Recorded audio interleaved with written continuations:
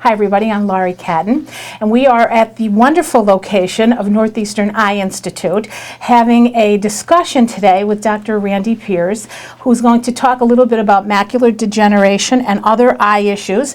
And this is our 8th episode of the public health seminars that we do, or I say seminar because it's a one-on-one seminar, to help you better understand all of the medical issues that you may have or things that maybe you don't know, but you become a little more educated on what we have to offer and some of the great doctors that are in our area. As I mentioned, we have Dr. Randy Piers with us, and I want to say his name is pronounced like Piers, like your peer. So hello, doctor. Thanks for joining us, and nice to meet you. Thank you. We had a nice conversation before about all the people we have in common. Yes. And people who have used your doctoring, your service, and speak so highly of you. Thank you so much. It's an honor to meet you. I'm really, when you hear things in the public about how nice and talented doctors are, that's a good thing. And you should know that, because they probably don't tell you, do they? Sometimes they do. Do they? All right. Well, that's good. Thank you. So we're going to talk a little bit, as I said earlier, about macular degeneration. Could you please first tell us, what is macular degeneration? So macular degeneration is a disease that affects the back of the eye, and maybe I could show you better here at the chart. Sure, absolutely. And this is a graphic picture of the eye, and it's sliced sideways. And so this is the front, and this is the back. This is the cornea, the clear part of your eye, and these are your lids. And this is the back of the eye, and it has different layers, but this layer here is called the retina. And the retina is like a film in a camera. So the eye is a camera. Here's the lens cover, here's the lens, and here's the film. And so the film of the eye is the retina, and it funnels into the optic nerve, which goes to your brain. And so there's various layers underneath the retina here, and these layers underneath the retina are what are involved in macular degeneration. The center part of the retina, if you look from the front into the back, this is the center part, this is looking in, there's the optic nerve, and there's the center, and the center is the macula, and that's where your fine vision, your near vision, your reading vision is. And it's very, very important. Large portions of our brain are taken up serving this area because we're very visual animals. And if you look crosswise, it has a little dip in it like that. This is a magnified view.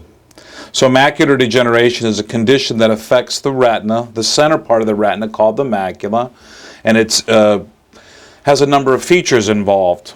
First of all, it affects folks as they get older. It tends to be genetic. It runs in families. And it's associated with smoking and obesity, hypertension, these type of disorders. And usually it comes in two forms, the wet and the dry. Mm-hmm. And the dry is the first part that forms, and you get very slow changes in the macula as you age. You get little bumps, they're called drusen, little areas of thinning and aging, so to speak. And that's usually very slow and progressive. And then what can happen is, and for reasons we're not entirely sure why, a new blood vessel will grow underneath the retina. And that's when it becomes the wet macular degeneration. So the dry is a very slow process that comes, and then when the wet occurs, it can occur very, very quickly. And people will experience central vision loss when that occurs. As I said, go ahead, I'm sorry. I was just going to say, what's right at the top, doctor, that blue over to the far right? Yeah, we'll get to that later. Oh, okay. I'm jumping ahead, I'm sorry. These are just different views of the eye, and I like this chart because it shows the whole eye, and then it has sort of magnified areas we're looking at. This is trabecular meshwork. So you have a condition that affects older folks. It runs in families. It's genetic. It affects the center of your vision. It's very prevalent in this area. We have a lot of older population, and it seems to be genetically predisposed to it. And so as you age, this degeneration occurs in the center, and obviously as you get older, your vision is very important to you, and so it has a profound effect on your ability to read, see, function, drive, those kinds of things. Tell us a little bit about what some of the symptoms might be that someone may think. Is it age? I mean, you were talking about many things, but what did you say? Did you say smoking? Wow. Right. Let's blame it. I like to blame everything on smoking, so I agree. But what does that do? So there's a number of studies that are out there that try to identify the risk factors for why people get it, because we're not entirely sure. And in the course of my career, all these things have come to light.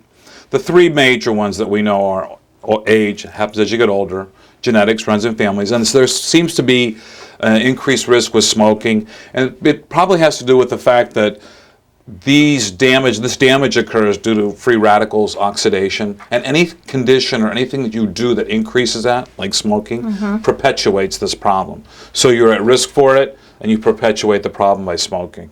Okay. So tell me too, and correct me if I'm wrong, you can get hypertension in your eye alone, can't you? Right. So is that the one that causes it? This is unrelated to the pressure in the eye. Okay. And so you can get hypertensive changes in the retinal vessels, but this is a little more subtle than that. Okay.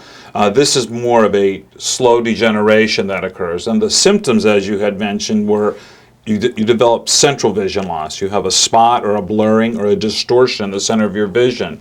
And as I said, with the dry, it comes on real slow. But then when it comes on with the wet, boom, and instantly you'll wake up one day and they'll have a spot in the center of your vision. It'll be very blurry and very scary, and it can be devastating if you don't treat it promptly. And so you're saying it's primarily age-related, though. Do younger people get it? Right. Pardon? Do younger people So there are a number of conditions that can cause degeneration in your macula. The disease we're talking, when people say macular degeneration, they're talking about age-related macular degeneration. Okay. There's other conditions that affect younger people, but they're not as common. This is a very big public health problem. As our population is aging, our baby boomers are getting older, more and more people are developing this. So the sort of generic term is macular degeneration, but the correct term is age-related macular degeneration. Okay, so in an age-related macular degeneration, to be diagnosed with that, is it usually someone calls with the symptom and they have a problem, or is it through an eye exam and they didn't necessarily have that symptom, but you could tell? How is it diagnosed? So it can be both. Since I do exclusively retina, some of my patients are referred to me by someone goes for a routine eye exam, and it's picked up. They're not having any symptoms. They have the early stages of the macular degeneration. And then some folks will develop symptoms, and they'll go to their eye exam, and they'll say, it's actively growing. So it can be both. So a lot of folks will be picked up early. And the important for early detection, obviously, is that if patients are aware that they need to call right away if they get a sudden change, they're more likely to do it if they know that what the reason for calling is. So a lot of folks, unfortunately, think it's going to get better, it's going to go away, they're going to be fine. They show up, and it's really the horse is out of the barn. So the other reason is that there are some things you can do to try to slow down the process. The obvious ones being lifestyle modifications, get your blood pressure checked and stop smoking. And the other one is the use of high-dose vitamins. So there was two big national studies called the Age-Related Eye Disease Study, sponsored by the federal government, the National Institutes of Health. And they had thousands and thousands of patients. And they showed, quite convincingly, that certain vitamins in certain doses, higher doses than you would normally take, reduce your chance of getting the wet. And obviously the wet is the more devastating form. So if you find out that you have these high-risk characteristics, we call them high-risk characteristics, certain sizes of these bumps, and you start on the vitamins, you can reduce your chance of getting the wet. Wow. So once you are diagnosed, once you're diagnosed, do you still recommend, or is it still treated maybe with some vitamins, or what is the treatment? So when you have the dry, unfortunately today we only have the vitamins and monitoring. There's no real medical therapy for this dry form. When you get the wet form, that's when you have a sudden change. This is a field that's just exploded in the last few years. When I started practice 26 years ago, there was very little we could do. And nowadays, we have so many treatments that are available. The majority of these treatments are injections. Okay. So there are a class of medications that have been out for about a decade now, called anti-VEGF, anti-vascular endothelial growth factors. And there's various ones that are produced. And these medicines we inject into your eye here in the office, and they stop or slow down the growth of that new blood vessel. Now the treatment, it's a treatment, it's not a cure.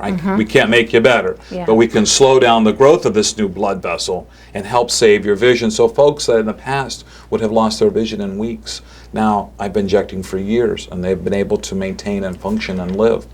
But the key is to catch it early when it's this big, not when it's this big. And that's why having regular eye exams is so Exactly. important. When you're an older, say, I don't know what it would be considered age-wise, but what is the proper time, a year? Is it yearly? Is it every other year to have your eyes examined? So it depends on your age and and your other comorbidities. What else is going on? So if you're, I've seen 70-year-olds who look like they're 30. We all have. If they need to go once a year, that's fine. Yeah. If you have some of these other problems, your eye doctor will tell you, listen, I need to see you in 6 months. I need to see you. Some of the other conditions we might talk about in a few minutes. Which we're going to, yeah. So you need more frequent follow-up. These folks that get the wet macular degeneration, I have to inject them every month. Wow. Until the fluid goes away. And then we try to extend out the interval between the injections. Some folks were able to extend out. Sometimes we have to switch the medications. Fortunately, there's a few of them we have in our armamentarium. But that requires frequent follow-up. Once you get the wet, the game sort of changes. But when you have the dry, it depends on, a lot of it is driven by the patients too. We give them an AMSA grid, a piece of paper with little squares on it, and they monitor their vision at home. And because that new blood vessel can grow at any time. Just because you had your eye exam today doesn't mean It's 2 not months gonna from be now there it tomorrow, won't yeah. grow or come on. And so, and the thing that's really exploding now is a lot of the technology. These apps have home monitoring systems, and companies are working on iPhone and iPad and portable phone apps that actually take pictures of your eye, and they can tell if there's a change going on. And so the bottom line is you don't know why that extra blood vessel. We don't know. Yes. Okay, someday, hopefully. Yeah. There's a lot of theories. There's a lot of pathology, or we know how it occurs. We just don't know why it happens to you and not to me. Okay. All right. So talk a little bit too. We were just saying that there's other eye issues which are so common and people know a little bit more about. But say a cataract. What actually is that? So if we go back to our drawing here, so remember the retina was the back of the eye. That's the area that I deal with. The lens of your eye, just like the lens of a camera, is right here in the front of the eye. There's a cross section of it there, and him looking down the side, you can see it. And this is we're all born, we all have one of these, and as we get older, this lens will become hazy, like a dirty window of a house. And so this becomes, as you age, it becomes hazier and darker. It's because just like our hair and our skin change. And that's what the word we use for cataract. Now some people get cataracts when they're younger, if they're diabetic, if they have other problems. But most of the folks that we're talking about are, again, an age-related problem. And so you get a very slow blurriness of all your vision. Sometimes you have trouble at night vision. You get a lot of glare, maybe some difficulty with reading, some fuzziness, some double vision kind of imaging in one eye. And those are usually the symptoms of a cataract. So cataracts then, am I wrong? Is it true that sometimes to have a cataract removed, which you can, is it somewhere it isn't quite ready and you can't do it at a certain time, or is that false information? So if you have symptoms of blurred vision and you go to your eye doctor and they say, listen, I think this is from a cataract. The first big part of the whole thing is figuring out why your vision's blurred. Is it macular degeneration? Is it a cataract? Is it something else? Right. So once you've determined that it's a cataract, they say your vision's blurred, it's down a little bit, it's because of a cataract. Then your next question is, well, does it need to come out? And so the answer I always give my patients is it bothering you? Are you able to function? If you say, yeah, I'm doing pretty good, don't have to do anything. Okay. It's not like a cancer, it's not a tumor. But if you say, I can't, I'm blurred, I can't drive at night, I can't do all these things I just mentioned, then it's time to see someone and have it removed. And that's a surgery that we do here in our ambulatory surgery center downstairs, and my partners. You make a small incision in the eye, and you extract that lens through ultrasound. You smash it up, suck the pieces on, and then you slip a little implant in there, a little plastic lens made of acrylic or silicone, and it sits in there, and it takes the place of that dirty window. It's like cleaning the window of a house and lets the light come in. And that technology again has evolved in my career when now they make small incisions and the lens are foldable, and My God. they can make the initial incisions with lasers and sort of soften the lens with the laser, and the accuracy is much better than when I started. Tell me, when you look at someone who's had cataract surgery, can you tell they've had it done? Oh, yeah, absolutely. Yeah. So you can see that the lens is removed, and then you can see that they have the implant in there, and it's like a piece of glass is the best analogy I can use. It's like a nice clear lens there that they have. Can you think, though, do I know, and maybe I'm wrong, but honest to God, I know someone if I look in their eye. Oh, as a layperson? As a layperson, yes. I can tell. Yes, if the light Yeah. catches you right, depending on their facial structure or whatever, and Yeah. the light catches it right, you can see that the lens, they have a little lens in there. Okay, I thought I could tell that. So, whoa. All right. So, so then treatment for a cataract, if they don't want to have it removed and it's not bothering them, do you do anything to it, No. or you just wait till they say, "Look, I got to get this. This is bugging Just me." monitor them and then follow them up regularly, you know, and to the point where it bothers them enough and they want it removed. And then again, you have to put that in the context. Are there other things going on in their eyes? Right. Do they have other problems? Or are they at risk? And their whole sort of general health. But when it becomes a point that it's interfering with the vision, then you have it removed and you have the implant put in. And nothing afterwards, no follow-up, no drop. I mean, routinely. For cataract surgery? Yeah, you mean? you have to Yeah, do. so you have the surgery. It's outpatient surgery. It's done under topical drops. Okay. You remove. They have used drops for a period of time afterwards. They follow you along. And then the interval, obviously, a few weeks, and then as time goes on, they spread it out. But no, you're not sedated other than the eye itself, right? They just wow, it's that's a drops. amazing. It's a drops. That's amazing. And people fare pretty well with Oh, that, they love don't it. they? It's tremendous. It's, And then they're like, they have a whole new lease on life when they're they finished can with see, it. and they're very happy. And the story that I always tell, my mom had it done a few years ago, and she waited and waited and waited, and after the surgery, she was just standing at the window at my house. Yeah. I'm not from the area. She was visiting, and she's looking out the window, looking at the colors. And then she looked down at her hand. She said, I think I had a reaction to the anesthesia. I'm like, what? She goes, look at these spots. I said, Mom, those are age spots. You've had them You for just 10 didn't years. see She's like, I them. never saw them. She could never See see that? them. So it was a Aw. game changer. And she was an artist, and she still is. And so it was, Helped her tremendously, I'm sure. Helped her yeah. tremendously. Wow. So tell everybody, if you would, Doctor, we talked about age-related macular degeneration. We talked now about cataract. What about glaucoma? Because I think you don't hear that as much. Of course, it's a common term, but it's not like someone says, oh, I have it. I hear the other two much more frequently than someone who's saying they have glaucoma. Sure. Could you tell us a little bit about that?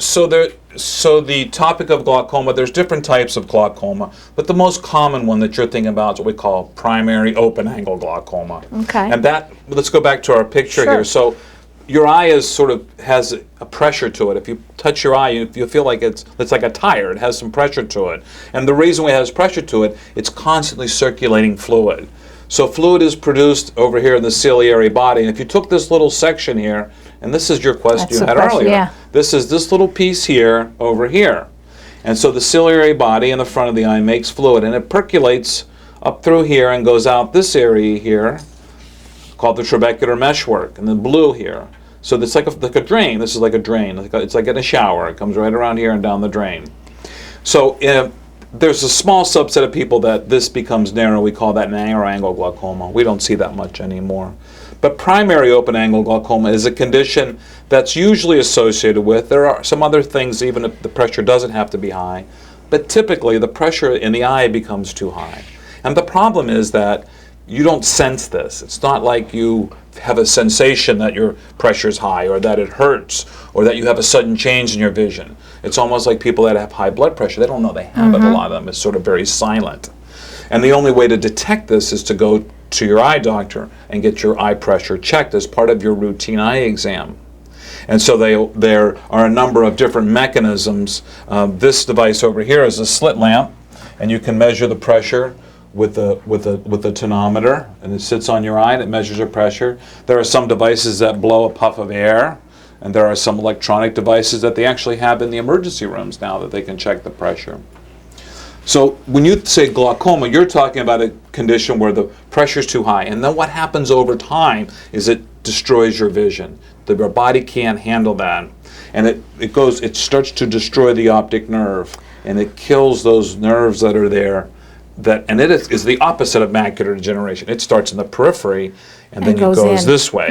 And so some folks, people get regular follow-up and do all those things, then you catch it early, you can treat it. If you wait, you show up later, a lot of the damage is done, and the damage is not correctable once that nerve is done. So that is something that you start to, your peripheral vision is... You do not, so that, again, there's the problem. You don't appreciate that subjectively until it's very, very, very, very, very late. Wow. So that it's detected on machines called visual fields.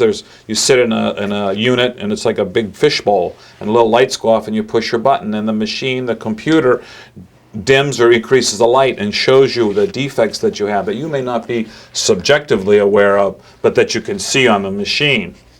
And it usually happens when people get older, but there are younger people that have it. There are children that have it.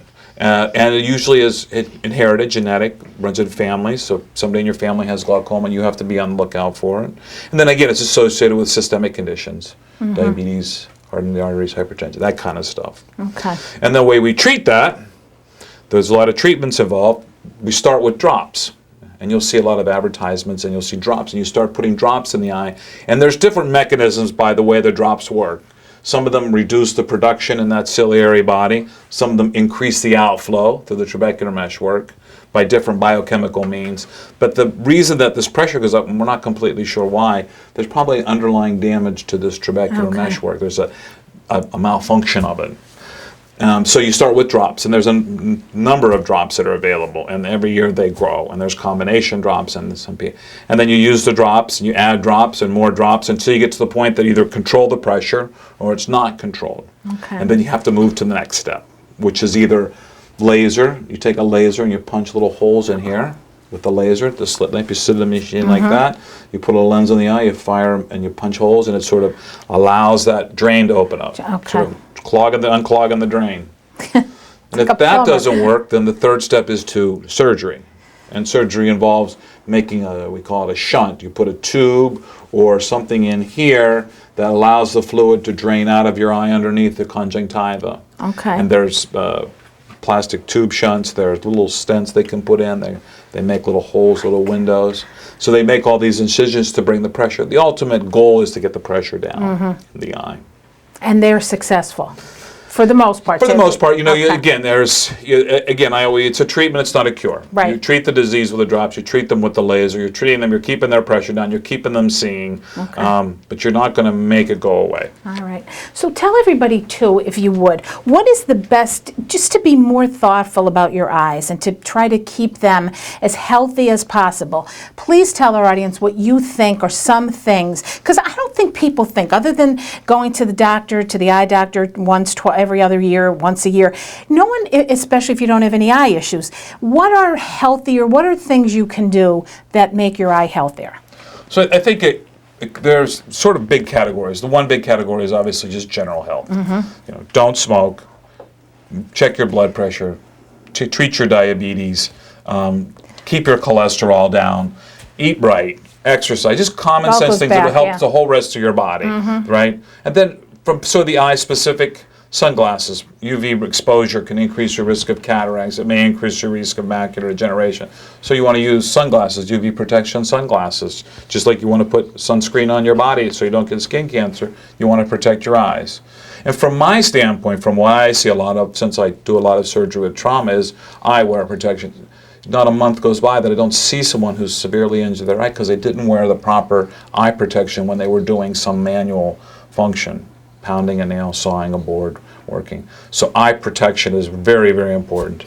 And most of the lenses now that are manufactured are polycarbonate, the newer technology. So even if it's unrelated to a work injury or to something you were doing, if you got hit, the glasses will protect you. So that's sort of the third thing, sort of a traumatic protection. Okay, and this is off of my bit, I'm curious. So could you talk just a little bit about the migraines that occur, I don't know the exact terminology, within the eye? Sure. So what happens is that when people think of a migraine, they think of a real severe headache, and which is true, but there's different classifications of migraines.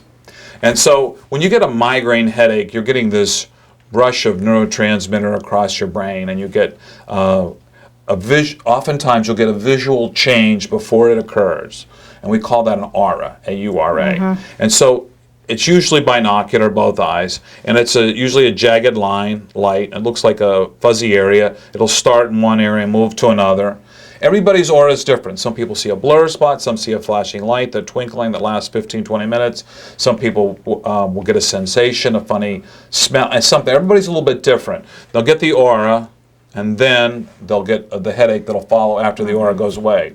Now, the important thing is, about half the time, you can get an aura and no migraine. We call that acephalic, no pain migraine, or migraine equivalent. So they get the aura, but they have no migraine. They have no pain. They have no headache.